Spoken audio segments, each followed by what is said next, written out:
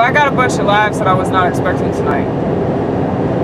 See, I pay attention to the audience. I pay attention to who's laughing and what they're laughing about. And I know I got them killer laughs, you know, like the howling laughs. That's pretty good. I also get those like, huh, laughs, like, huh, that's interesting. Or I get those like eventual laughs, like I didn't get it at first, but now it makes sense. So I'm a very well-rounded comedian. I hate it when women say I'm a comedienne. There's like additional N's and an E at the end. Fuck you, bitch. You shouldn't be doing this. See, that's an example right there of like how they gotta make themselves different. My friend Alex, she filmed me tonight. She's pretty funny. She's got a really good stage presence.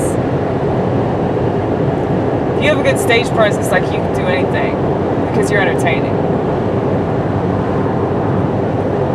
Well, there are a lot of people you can tell they're not comfortable with themselves. They're just like using comedy to pretend that they like who they are, but it's really obvious that they don't.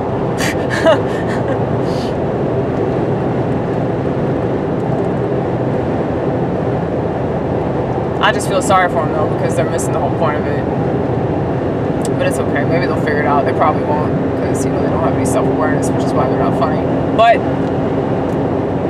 you know, you can just hope for the best. Hope that they'll figure it out. Maybe. Eventually. They probably won't, but I just love how you have to just keep adding the cynicism. Like, you're like, no, I want to be hopeful, but you know, what's the point? What's the point in being hopeful? There's really no point.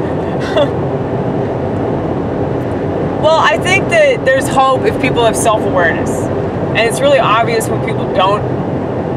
You know, that they're just stuck on whatever they're stuck on. But a lot of times I'll pray for these people and I'm like, did I just waste that prayer?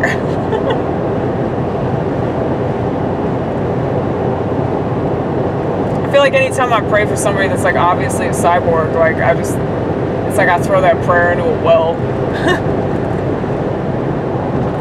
Just gonna ricochet, you know. Ricochet.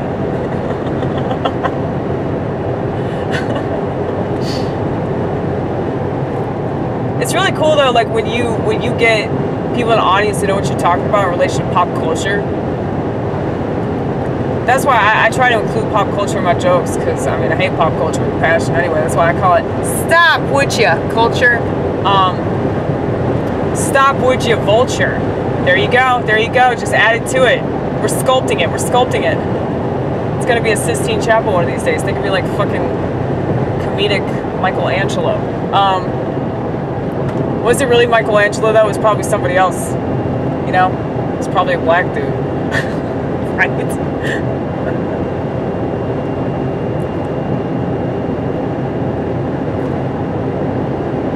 You know that real Jews are black, right? That's why the Jews that are technically the Jews, they're Jewish. Doesn't that make sense? The more you know.